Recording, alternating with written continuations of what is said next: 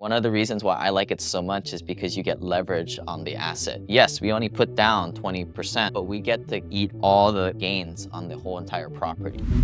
Did you ever wonder why savvy investors love real estate? Unlike most videos on this topic, I'm going to be going into the numbers and really breaking it down. I started investing this way back in 2009 when I first started to buy little rental properties. We own well over $2.1 billion of rental real estate. That's well over 10,000 units. But we use the same type of ideals to rinse, wash, repeat in the portfolio today. And my goal for a lot of you guys is to get started, whether that's buying your first rental property, or if you're already an accredited investor, getting into syndications and private placements as an investor there. If you stay to the end of the video, there's also going to be a bonus multiplier there, which is forced appreciation, and we're going to be breaking that down too. Hey folks, this is pretty much the reason why I invest in real estate and I got out of the stock market and all those types of investments. In my early 20s, buying my first rental property up in Seattle, Washington, that's not a place we typically buy properties these days. We try and stay away from primary markets where rent to value ratios are over 1% so that we can cash flow. And the reason why cash flow is so important is because if there's any kind of recession, we hold on to the asset, because Warren Buffett says number one rule of investing is not losing any money. So when I was first investing in real estate, I realized I made 20 to 30% returns on my money. And I looked at my 401k stuff and I was making 8 to 10% there. And I was like, W2F, right? Who stole all my money? What happened here? I think a lot of you guys are probably thinking, how are you getting 20 to 30% plus returns on my money? And I'm going to show you it right here. 4 ways we're making money in rental real estate. The first one is cash flow. Second one, tenants are paying down your mortgage for you. And this is the key difference when you're buying a house on your own to live in. You're the sucker paying down your mortgage. When you have rental real estate, your tenants pay it down for you with their heart, sweat, and tears. And every time they pay down your mortgage, a little bit of that is going to your payment to principal. Yes, a lot of it is going to interest, but we'll get into the numbers here in a little bit. Thirdly are all the tax breaks that you get with rental real estate. Now, we're not going to get too much into this today, but I would suggest, especially when you're higher net worth into syndication deals that do cost segregations, now you're able to do a lot more tricks with your taxes. But just for this straightforward example here, we're going to show you how we offset a lot of the gains. And lastly, appreciation. As cash flow investors, we don't really count on the price of properties. We're mainly in it to cash flow. But hey, if it happens, awesome. To us, it's icing on top of the cake. And this is very different from most amateur investors out there that buy a house in, say, the Bay Area. They buy it for $800,000 and maybe the next week it's worth $850,000.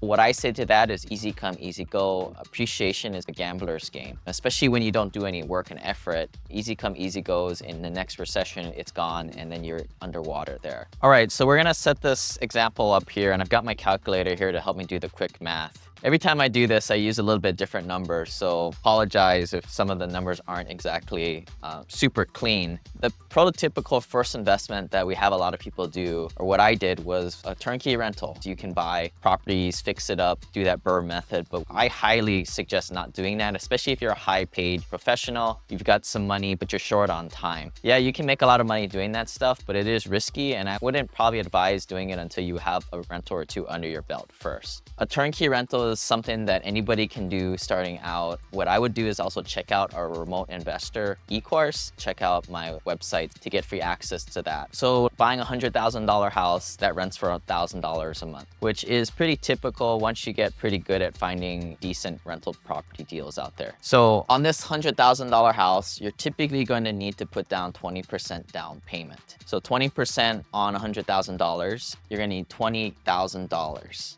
That's your initial investment, and that's what we're going to use as the denominator for a lot of our returns, because the return on investment is essentially how much money you made divided by the denominator, which is how much money you had in the deal, which is $20,000. So if you're cash flowing on this property using this 50% rule that a lot of people like to use to be conservative, which says if you're bringing in $1,000 a month as revenue, you're typically going to be putting out half of that, 50%, to expenses, repairs, maintenance, third-party property management, which is a key because we're busy. We want to outsource this stuff to professionals, especially when you're doing this remotely.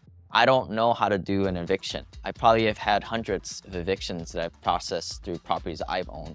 but I've never personally done it because every time we use third-party professional property managers. We also do that not only for the obvious reasons of litigation, liability. This is the way to scale, and this is what separates the difference between somebody who owns a property or two and somebody who can scale to dozens and dozens of rental properties and get financially free that way. A lot of times I tell people on turnkey rental, you're probably going to cash flow maybe $200 at the end of the month, with half of the $1,000 going to repairs, maintenance, capex, rainy day fund, vacancy, property management, and then you need to pay your principal, interest, taxes, insurance, or known as your mortgage payment. You're going to have a couple $100 of cash flow at the end of the month. We're trying to be conservative here in this estimation. $200 a month, and that is going to be times 12, so that's going to be $2,400 a year. So the math goes like this: $2,400 divided by how much money did you have in the down payment? So $20,000, and that is equal to 12%.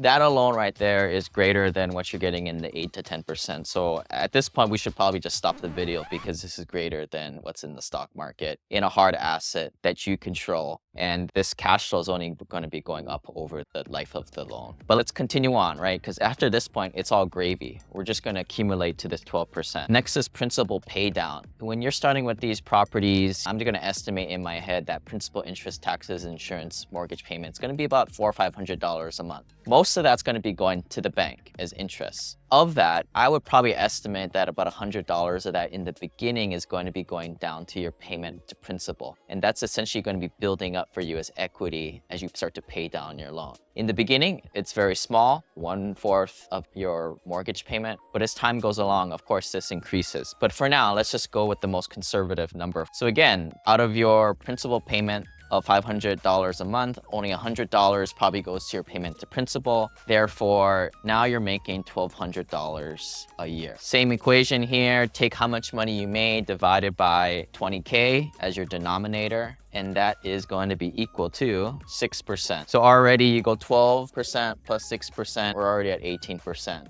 Let's keep going. Tax benefits. On this property, you're going to be able to depreciate the property improvement in 27 years, so 1/27th the property value. The property value of this thing is $100,000. In a lot of cases, 60 to 70% of the property value is the building improvement. Now, this might be different in high-price areas like Seattle, California, Hawaii, where you might be looking at less than half of the market value contributed to the building improvement portion. But in a lot of these areas like Texas, Alabama, Arizona, Florida, places like that, the land isn't as big of a ratio than it is in a lot of places that we're used to living. Just for this estimation for this property, it's $60,000 is the building improvement. I'm going to divide that by 27 years to get me the number that I can deduct off my taxes as paper losses or depreciation. So that number is $2,222 per year. It's not a deduction off your taxable debt, but it's a deduction that you can deduct off your income. So everybody's in different income levels. So a lot of people might be in the $100,000 adjusted gross income range or less. That's where I was when I initially started to invest in real estate. For a lot of you guys might be paying anywhere from 20 to 25% tax rate. So let's just go with 25% because it's a nice clean number. The way I'm doing my math here is you're going to have this deduction off your adjusted gross income. At 25% of that is approximately $555 of tax savings per year. And you divide that by $20,000. Now, this is a very small part of the gains. We always add it in here, so that's about 2.7%. The next thing is appreciation, and this is probably the most volatile of all. Things go up in price, things go down in price, but typically across the country, home values go up 2 to 3% per year. Let's just take 2% because they're typically investing in areas that don't skyrocket in price. Instead of more bipolar type of environments where you have big spikes and big crashes like California, a lot of these high price areas, a lot of places that we invest in, they're a little bit more slower appreciation and what we call less cyclical states. Cyclical meaning it goes up and down. We call these more linear type of progression of values. So I'm going to use the estimation of 2%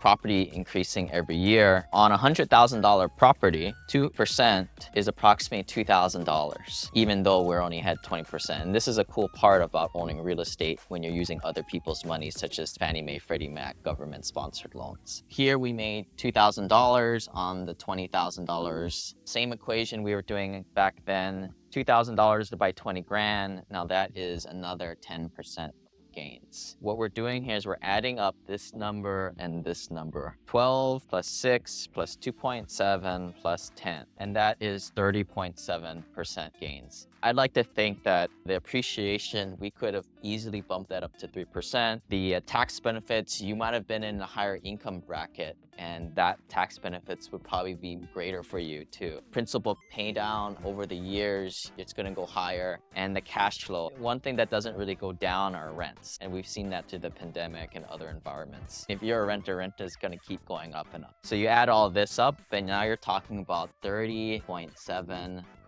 Now, why would I want to put my money into any kind of stocks, mutual funds, making 8 to 10%? And this is where in my 20s, I was like, the heck was happening, right? Why would I want to do that? Why does everybody put their money blindly in the retail investing market? All these companies got in cahoots with the government to get all your 401k money in there. I'm not going to go down that rabbit hole, but as far as I'm concerned, if something's going to give me 30% returns on my money, I'm going to do that. The problem here is educating yourself. Buying a rental property, it's not easy, but it is simple. Now we're going to add on the 3 other bonus ways we also make money with all this. We talked about 30% returns on money greater than what you're getting out there in the retail investing market. But there's 3 things that's really hard to quantify that gets us even more returns. When you get out of rental properties and you start to get into more commercial assets, this is where your returns really go up. But before I get there, inflation is a big thing here. And this is really hard to quantify because there's a lot of phantom stats. The government would like you to believe that it's anywhere from 2 to 3%. But I think a lot of us have seen our dollar devalued over time. Just look at gasoline, just basic commodities. I would say the one thing that doesn't really feel like it is technology items, and that's just because of Moore's Law and how commuting speed gets faster. But why is inflation such a big thing? The government's printing money like there's no tomorrow. How is the government going to pay for all these government entitlement programs? The one way that they're going to be doing that is raising taxes, and that makes people upset.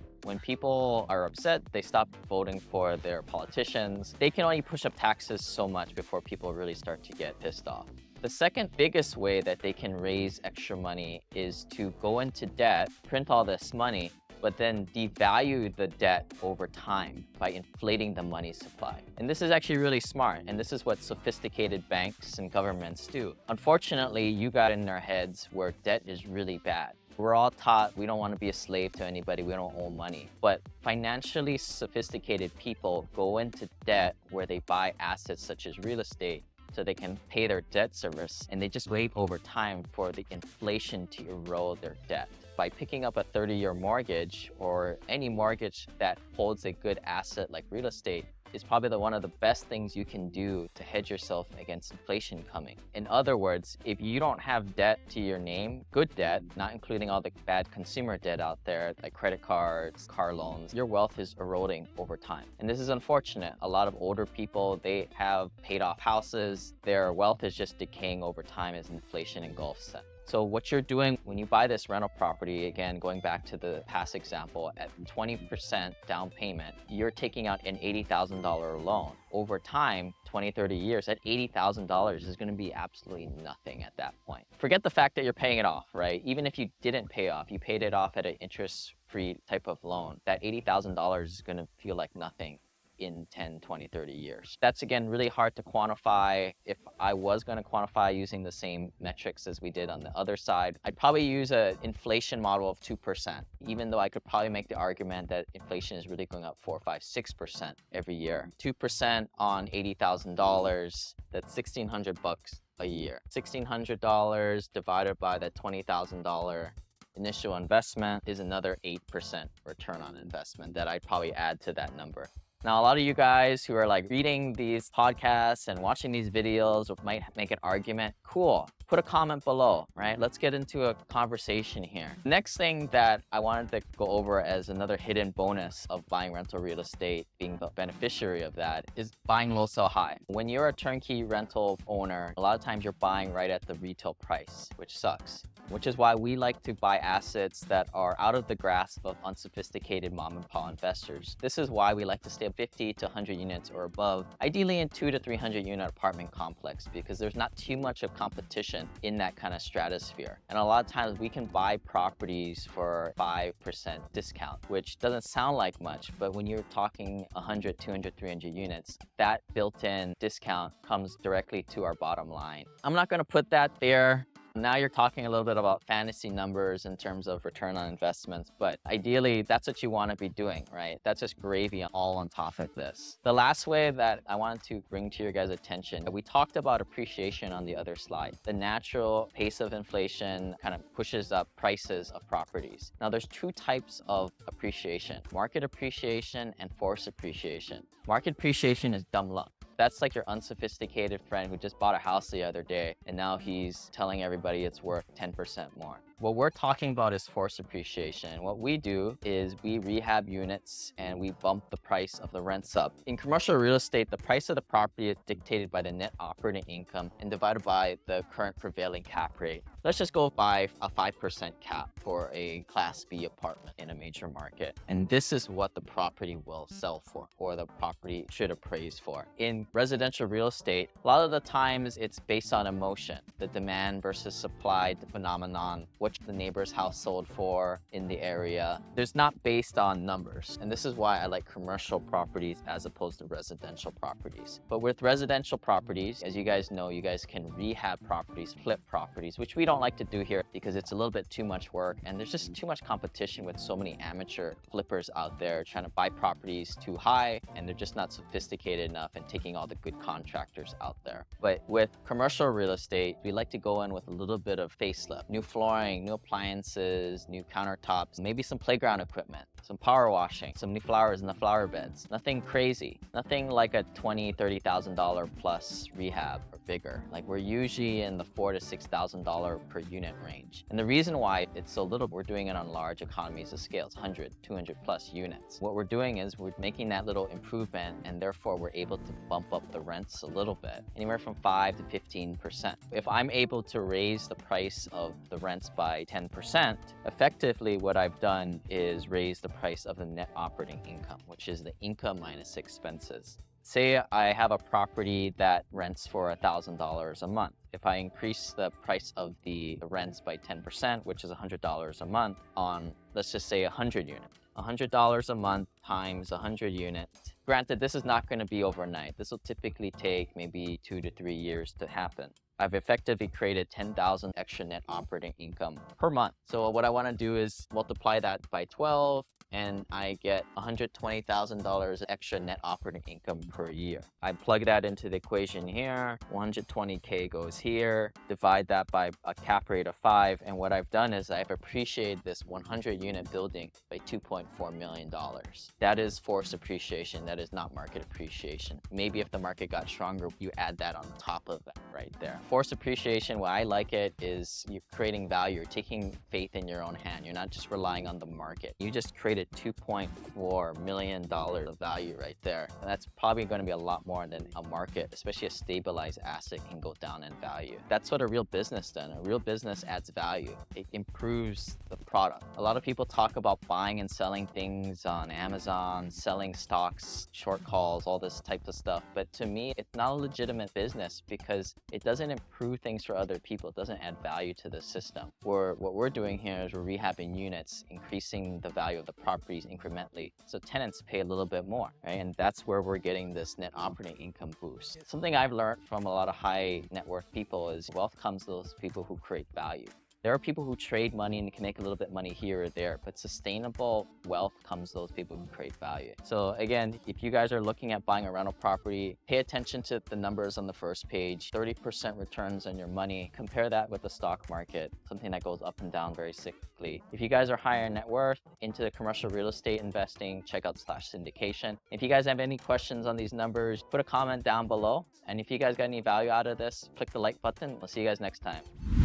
You guys are probably wondering what's on my shirt. PCPO, which stands for Passive Cash Flow Pays Off. And it does. See you guys next time. Bye. Going through this whole transition myself, it was really hard to do it without meeting other purely passive accredited investors out there. So that's why we've created the network, which you guys can join.